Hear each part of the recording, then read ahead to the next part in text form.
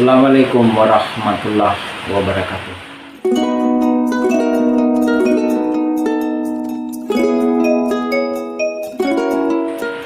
Adik-adik para mahasiswa yang budiman, alhamdulillah kita berjumpa dalam mata kuliah Bahasa Indonesia, khususnya di program studi pendidikan Islam anak usia dini dan program studi lainnya di Fakultas Tarbiyah dan Ilmu Keguruan. Para mahasiswa yang budiman,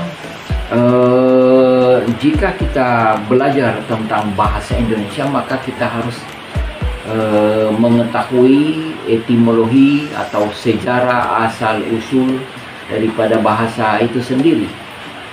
Sebenarnya bahasa pertama kali diperdengarkan yaitu Allah Subhanahu wa Ta'ala yang memperkenalkan kepada Adam alaihissalam saat diusir dari surga karena melanggar perintah Allah Tuhan Rabbul Alamin saat memakan buah huldi, dan Allah perkenalkan beberapa jenis benda serta modal untuk eksistensi di atas permukaan bumi seperti padi misalnya, dan beberapa jenis tanaman lainnya, juga ada buah-buahan. Setelah itu terjadi perkembangan manusia, Adam melahirkan beberapa pasang anak, kemudian berkembanglah bahasa itu. Setelah itu zaman fase dinasti ketiga yaitu Idris alaihissalam, masih keturunan daripada Habil. Telah ada 72 rumpun bahasa yang dikomunikasikan oleh penutur sejumlah 188 kota saat itu. Nabi Idris alaihissalam lah yang memulai menulis pada lempengan tembaga dan daun papirus menggunakan pena. Kemudian pernah juga terjadi kekacauan bahasa saat puncak dinasti Nuh alaihissalam. Para mahasiswa yang budiman, selanjutnya terjadi perkembangan bahasa berkaitan juga dengan pertumbuhan dan perkembangan umat manusia. Lahirlah bangsa-bangsa saat keturunan Nabi Nuh. Ada bangsa Eropa, ada bangsa Afrika, ada bangsa Cina ya, di timur jauh, Jepang, Korea, Asia Tenggara, juga Amerika dan Amerika Latin ya, Meksiko. Tetapi sebenarnya pertama-tama bahasa berkembang ini berdasarkan induk ilmu pengetahuan yaitu filsafat. Di dalam filsafat itu ada cabang khusus tentang ilmu bahasa yang disebut dengan linguistik. Linguistik ini berkembang dari linguistik tradisional zaman peradaban Babilonia, Mesopotamia, terus Yunani dan Athena, lalu berkembang pada Persia, negeri-negeri di Jazirah Tibet dan Cina, terus India. Terjadilah pembagian rumpun bahasa. Ada rumpun bahasa Arya, ada rumpun bahasa khusus Asia, bahasa-bahasa yang ada di Asia Barat ya. Bahasa Ibrani, bahasa Suryani, terus bahasa Arab, bahasa Persia, bahasa Turki ya, bahasa Jerman, bahasa Prancis, Spanyol. Selanjutnya terjadi begitu juga suburnya para ahli linguistik. Maka lahirlah beberapa ahli linguistik seperti Saussure, Chomsky ya, linguistik Amerika ya. Kemudian juga ada linguistik yang mengembangkan linguistik di khususnya bahasa-bahasa Asia Barat, yaitu bahasa Arab dan rumpun-rumpun bahasa di negara-negara Arab. Para mahasiswa yang budiman,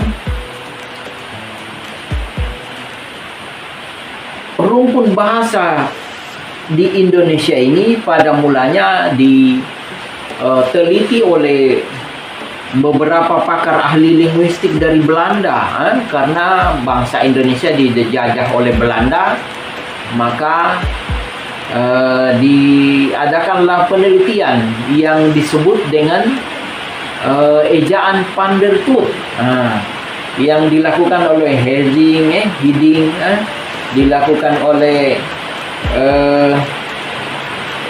Van Ophuijsen, ya. Kemudian ada juga yang Dormeyer, ya. Ada juga Adrian Kruik. Ini semua adalah ahli linguistik. Mereka ini menyelidiki dan meneliti tentang adanya bahasa di kawasan Nusantara ini, yaitu Kawisastra, bahasa Arab Melayu. Bahasa Arab Melayu. Kemudian ada juga bahasa Melayu yang dipengaruhi oleh beberapa dialek. Ada dialek Hindustan, ya, bahasa Sanskerta dengan huruf Palawa. Ada juga bahasa Melayu yang dipengaruhi oleh bahasa Cina, ya. Tetapi umumnya bahasa di Nusantara ini dipengaruhi sekitar 40 hingga 50% dipengaruhi oleh bahasa Arab. Mengapa? Karena berbarengan juga dengan perkembangan mayoritas agama Islam, tentu ikut juga peradaban dalam bentuk bahasa dalam ajaran Islam. Contohnya mana? Contoh kursi ini. Ini namanya kursi. Kursi itu kursi Arab, bahasa Arab. Tetapi bahasa Melayu aslinya adalah kadera. Ini yang saya duduki. Rekan-rekan sekalian, perkembangan bahasa di Indonesia ini pertama-tama adalah lahirnya bahasa Melayu atau Kawisastra, yaitu ejaan Van Ophuijsen. Tetapi itu nanti pertemuan kedua akan kita bicarakan lebih mendetail lagi.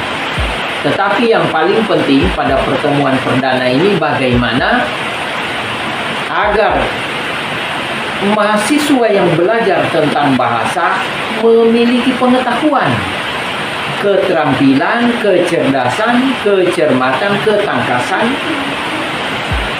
agar mencintai yang pertama bahasa Indonesia sebagai prestis, harga diri. Bahasa Indonesia, bahasa resmi, bahasa kenegaraan, bahasa persatuan, bahasa kesatuan. Yang kedua, sebagai bahasa lingua franca, bahasa pergaulan, perhubungan, persahabatan, internasional, multilateral, regional, antar negara, serta antar daerah, antar provinsi, antar suku, ras, agama, golongan. Yang ketiga, bagaimana agar mahasiswa memiliki kemampuan berbahasa Indonesia sesuai dengan ejaan bahasa Indonesia yang baik dan benar, ragam resmi, ragam tidak resmi, ragam santai dalam berbagai pertemuan. Apakah itu ragam resmi dalam forum-forum resmi nasional, resmi kenegaraan, administrasi negara, administrasi pendidikan, administrasi dalam bentuk segala surat menyurat di berbagai instansi, ya. Termasuk yang keempat, bagaimana agar para mahasiswa mampu menulis karya tulis ilmiah di tingkat S1 skripsi, tingkat S2 magister yaitu tesis, dan tingkat doktoral atau disertasi. Itu sebenarnya tujuannya, bagaimana mahasiswa ini ditekankan pada pembelajaran atau perkuliahan bahasa Indonesia memiliki kemampuan dan keterampilan merancang karya tulis ilmiah. Karena karya tulis ilmiah, skripsi, tesis, disertasi adalah tugas akhir yang dibebankan oleh lembaga pendidikan, apakah sekolah tinggi, apakah universitas, sebagai pembuktian bahwa mahasiswa telah mampu dan telah menyelesaikan tugas akhirnya dan berhak menyandang predikat. Kalau dia S1 sarjana, kalau dia S2 magister, kalau dia S3 tentu memiliki kualifikasi pendidikan doktor. Para mahasiswa yang budiman, adapun rincian silabi tentang pertemuan kita hingga 13 kali ke depan adalah yang pertama telah saya kemukakan pada pertemuan ini, asal-usul bahasa. Yang kedua tentang ejaan, yang ketiga tentang bentuk kata termasuk morfologi, fonologi, yang keempat paragraf, yang kelima sintaksis, yang keenam ragam bahasa, yang ketujuh kalimat efektif, yang kedelapan bagaimana tentang penalaran, yang kesembilan tentang bahasa, diksi atau pilihan kata, yang ke-10 bagaimana merancang draft atau proposal, yang ke-11 bagaimana merancang latar belakang penulisan karya tulis ilmiah, yang ke-12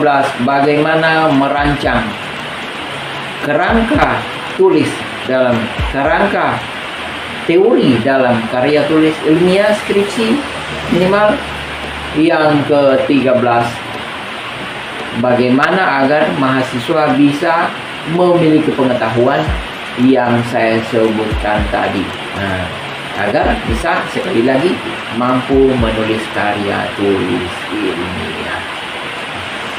Para mahasiswa yang budiman, itulah pertemuan kita yang perdana.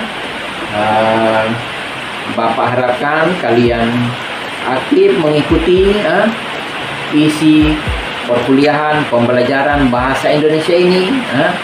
Kemudian bisa juga nanti jika ada pertanyaan-pertanyaan bisa disampaikan melalui WA grup yang telah kita sepakati bersama. Saya kira atas perhatian para mahasiswa sekalian, Bapak ucapkan terima kasih. Wassalamualaikum warahmatullahi wabarakatuh.